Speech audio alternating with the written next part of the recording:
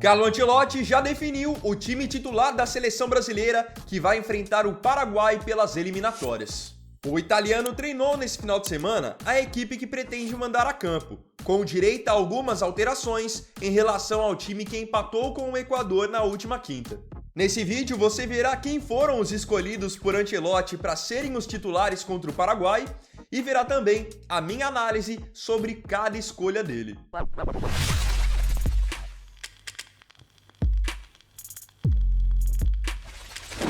O Brasil volta a campo amanhã pelas eliminatórias. Após um empate sem graça contra o Equador na última quinta-feira, Carlo Ancelotti busca em território brasileiro sua primeira vitória no comando da seleção. Ao menos o que a gente teve de ponto positivo no empate contra o Equador foi a questão defensiva, onde o Brasil não cedeu chances para o Equador, foi um time muito mais sólido, mas ao mesmo tempo essa solidez defensiva foi acompanhada de pouca criatividade, especialmente no nosso setor de meio campo. Então o que o Ancelotti está pensando para tentar consertar esse problema? Eu vou mostrar para vocês o que ele está planejando, tanto em termos de formação quanto em termos de escalação. Tem um ponto importante da gente ressaltar que é a questão da formação. Quando o Ancelotti assumiu o comando da seleção, ele tinha dado uma entrevista para o jornal Marca lá da Espanha, onde ele disse que a ideia original dele era ele fazer com que a seleção brasileira jogasse da mesma maneira que o Real Madrid dele da temporada retrasada. Ou seja, o Real Madrid da temporada 2023-2024, que era um time que tinha muita força no meio campo, conseguia se defender com bastante eficiência e explorava muito a velocidade dos seus atacantes. Então ele tinha 4 jogadores no meio campo, um Bellingham de camisa 10 tendo liberdade para infiltrar e sem um homem de referência. Jogava com o Vini e o Rodrigo, 2 jogadores de bastante mobilidade. Até por isso, quando tinha saído da escalação contra o Equador, eu imaginava que ele talvez fosse usar o Estevão como meia. Até porque o Estevão tem jogado por algumas vezes no Palmeiras dessa maneira. Só que quando chegou a configuração em campo, nós vimos um 4-3-3 tradicional, com Casemiro, Bruno e Gerson no meio campo, Estevão na direita, Vini na esquerda e Richarlison como centroavante. Será que ele vai mudar isso para o jogo contra o Paraguai? Já te adianto que não. Começando pelo goleiro, eu acredito aqui que nem teria o que mudar. Alisson será mantido como nosso goleiro titular. É, entre os 3 goleiros, o nome mais experiente, é muito mais experiente, rodado do que o Bento, do que o Hugo Souza, e também teve uma atuação bem segura contra o Equador. Então aqui não tem o que questionar. Eu acredito que os maiores questionamentos venham nas laterais. Vamos começar pela lateral direita. Ele tinha escalado o Wanderson contra o Equador, que é um jogador que não deixou a desejar na parte defensiva, acertou muitos botes, foi seguro, mas teve dificuldades na construção, parecia por vezes afobado. Por conta desse ponto da afobação, alguns torcedores, inclusive eu, vinham pedindo o Wesley, lateral do Flamengo, como titular. Até porque, como é um jogo que nós vamos jogar em casa, o Brasil precisa se impor mais e precisa de mais aproximação dos laterais. Eu sempre bato muito nessa tecla, porque se você pega outras seleções que hoje vivem um melhor momento, eles têm muita aproximação. E a aproximação é uma coisa que eu acredito que não cabe só ao Ancelotti trabalhar. Os próprios jogadores podem ter essa consciência de que, se eu jogo no meu campo, eu não posso deixar o meu atacante lá isolado. Eu preciso me aproximar dele, para ele ter com quem jogar e não viver de jogada individual. O mesmo vale para os laterais, tá? Ontem a gente assistiu um baita jogo que foi Espanha e Portugal, final da Liga das Nações, e vocês viram o quanto tem de aproximação nessas seleções? Você pega a seleção da Espanha, principalmente no primeiro tempo, o Cucurella, lateral esquerdo da Espanha, toda hora indo para a linha de fundo, toda hora dando opção ali para o Nico Williams. Pegando a seleção de Portugal, toda hora o Nuno Mendes pegava e passava igual um foguete ali na lateral esquerda, tanto que fez um gol e ainda criou a jogada do outro. Lateral, meio campo, eles têm que apoiar também, têm que dar opção, têm que aproximar do atacante. Não adianta a gente querer montar um time onde 7, 8 jogadores defendem e só 2, 3 atacam. Isso não existe em seleção nenhuma. Então por isso que eu apoiava a entrada do Wesley nesse time, mas o Ancelotti vai manter o Wanderson. Ele gostou da atuação do Wanderson, achou que foi uma atuação segura, então vai dar sequência para o lateral direito do Mônaco. Na zaga, não tem o que mudar também. Tanto o Marquinhos quanto o Alexandro, no caso o Alexandro Ribeiro, zagueiro do Lille, os dois fizeram uma partida muito segura, impecável. Principalmente o Alexandro, que eu já tinha falado para vocês que foi o nosso melhor jogador nesse confronto contra o Equador. Muito seguro, com liderança, chegando firme nos duelos individuais e mostrando qualidade na saída de bola. Então nada mais justo do que manter a dupla que deu certo também. Na lateral esquerda, eu vi alguns torcedores pedindo pela entrada do Carlos Augusto. As opções que nós temos para a lateral esquerda são justamente o Alexandro do Flamengo, que é um jogador de postura mais defensiva, e o Carlos Augusto, que joga por muitas vezes como um ala na Inter de Milão. Então, também por essa questão de jogar em casa, muitos vinham pedindo o Carlos Augusto.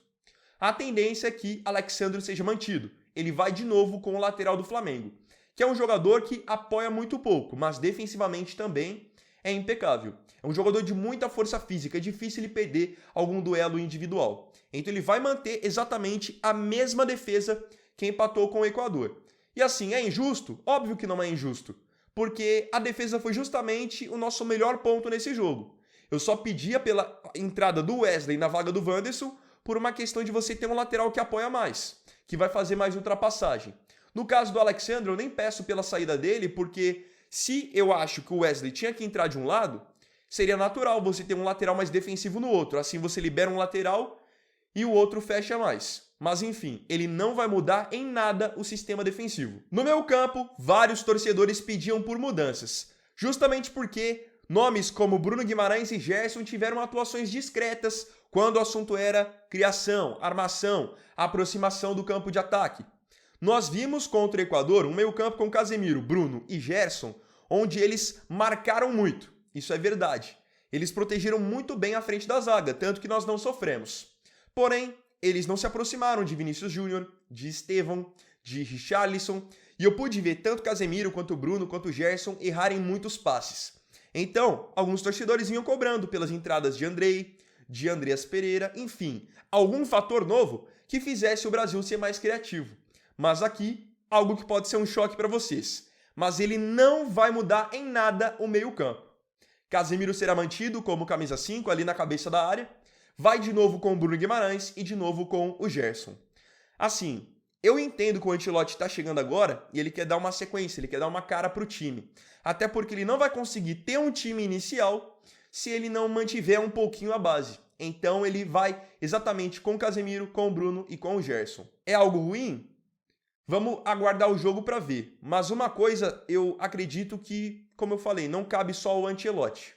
O Bruno Guimarães, quando ele tá lá no Newcastle, na Inglaterra, é um cara que chega muito no campo de ataque, se aproxima muito, se apresenta muito. Então, assim, não é nem questão de qualidade, é questão de personalidade, ele pegar e tentar ser na seleção o mesmo jogador que é no Newcastle. Ter mais coragem para jogar, não ficar só preso do lado do Casemiro pensando na marcação. E o mesmo vale para o Gerson. Nós estamos acostumados a ver, semana após semana, um Gerson no Flamengo que é um jogador de muita personalidade. Então busca a bola lá na defesa, chega para jogar, chega para finalizar, dribla e parece que chega na seleção o Gerson se engessa. Eu gosto tanto da qualidade do Gerson quanto do Bruno, mas eles têm que ser na seleção o que eles são em Flamengo e em Newcastle. Senão vai ser natural que quando chegue os próximos jogos, os dois acabem perdendo suas vagas no time. De um primeiro momento, é ruim eles serem repetidos? Não, porque como eu disse, o Ancelotti está querendo encontrar um time base. Pelo menos manter a maioria da equipe para poder pegar um entrosamento e também ter uma ideia inicial. Isso não é ruim, é algo natural. Praticamente todo treinador faz isso. Porque se você fica também mudando o time toda a partida, você não consegue formar uma escalação. Então isso eu entendo. Agora, uma coisa é fato. Não tem como chegar nesse jogo contra o Paraguai, ainda mais sendo um jogo em casa, e o Bruno e o Gerson quererem jogar da mesma maneira que jogaram contra o Equador. Senão, o que vai acontecer? Eles vão se queimar na seleção, principalmente o Bruno, que é um jogador que já vem de atuações inconsistentes há bem mais tempo. E aí você tem um Andrei vindo de uma temporada boa, um Andreas que é um jogador de muita qualidade, esses caras vão pedir passagem e vão furar a vaga dele. Chegamos no ataque, que, assim, foi o setor que a gente mais sofreu contra o Equador. Nós vimos um Vinícius Júnior e um Estevão muito isolados, tendo que a todo momento partir para cima de 2, 3 marcadores, isso para conseguir cruzar a bola na área. E tivemos um Richarlison muito mal. Para mim, o pior jogador do Brasil contra o Equador foi claramente o Richarlison. errando muitos domínios de bola, matando a maioria dos ataques do Brasil. Sempre que alguém tentava ligar essa bola direto nele, ele não conseguia segurar. O Richarlison por muitas vezes teve a oportunidade de fazer isso, mas matava a bola na canela, ela escapava, errava o passe. Sem contar que quando teve a chance de finalizar, acabou furando após uma boa jogada do Vinícius Júnior. O Ancelotti viu a atuação bem abaixo do Richarlison, parece que não gostou também muito do jogo do Estevão e promoveu 2 mudanças em cima desses jogadores. Então Vinícius Júnior na ponta esquerda, mais do que mantido. Na direita ele saca o Estevão e promove a entrada do Rafinha, que só não foi titular também contra o Equador porque ele estava suspenso. Naturalmente, pela qualidade que tem e pela temporada que vem fazendo no Barcelona, tem que ser titular absoluto. E aí, na vaga do Richarlison, ele, ao invés de colocar, de repente, um outro jogador no meio campo e colocar o Vini e o Rafinha para flutuar na frente, como ele fazia no Real Madrid de 2023-2024, ele novamente insiste na ideia do centroavante, do camisa 9. Então sai o Richarlison e entra o Matheus Cunha, que acabou entrando no decorrer do jogo contra o Equador e eu não gostei. Bem afobado, errando passes, acabou desperdiçando algumas oportunidades de criar boas jogadas para o Brasil. Vamos ver como que ele vai se sair agora, tendo a oportunidade também de iniciar um jogo que é algo bem diferente para o jogador. Então ele vai com Vini na esquerda, Rafinha na direita e Matheus Cunha no comando do ataque. É o time que eu montaria? Em maior parte sim. Só que eu acho que pode funcionar muito bem na seleção essa ideia de você jogar sem um centroavante fixo. Querendo ou não, hoje nós não temos um camisa 9 que seja uma unanimidade. Nós temos boas ideias. Poxa, o Pedro do Flamengo é um jogador que eu particularmente gosto bastante, um jogador de muita qualidade técnica. O Endrick do Real Madrid é um jogador de muita força que eu gosto também. Mas hoje, eles são unanimidades para a seleção? São os caras que têm jogado e feito a diferença? Não, o Brasil não tem esse cara hoje.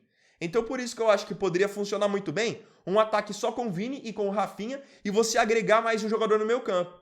Seja você ter o Estevão como um meia, ou então você trazer o Andreas Pereira para jogar de meia, porque assim a gente ficaria mais com a bola e continuaria tendo um ataque muito rápido.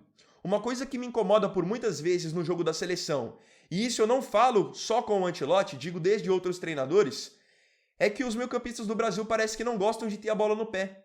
Nós não temos aquele jogador que pega a bola e dita o ritmo, acelera quando tem que acelerar, freia quando tem que frear. Não, a gente vê os meio-campistas delegando essas funções para os nossos pontas e eles ficando lá atrás. Não pode ser assim. Peguem ontem, novamente, Espanha e Portugal. 2 seleções que estão num nível muito alto. Portugal, o Vitinha, gosta de ter a bola, gosta de trabalhar a bola. O mesmo vale para o Bruno Fernandes. Você pega a Espanha, o quanto o Pedri dita o ritmo do jogo. E as seleções hoje de nível mais top estão trabalhando com jogadores dessa maneira. Você pega a Argentina, o quanto que o Depou dita o ritmo do jogo, o McAllister. A nossa seleção, nós temos jogadores com essa qualidade que podem fazer isso. A questão é, eles vão fazer ou vão ficar transferindo responsabilidade para outros jogadores? Então, de uma maneira geral, é uma escalação ruim? Não é. Acredito até que seja mais do que suficiente para vencer o Paraguai em casa. Agora, tem muitas coisas que precisam ser melhoradas e a gente não tem tanto tempo para melhorar.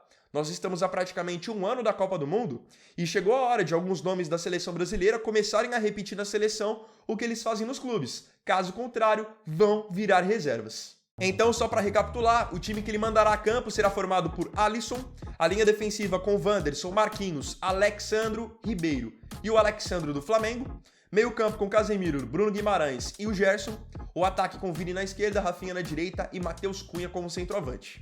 Agora, eu queria saber de você aqui nos comentários, na sua opinião. Boa escalação? Acha que esse time é o suficiente para vencer o Paraguai? O que você mudaria nessa escalação? Não se esqueça de colocar a sua análise, sua opinião aqui nos comentários também.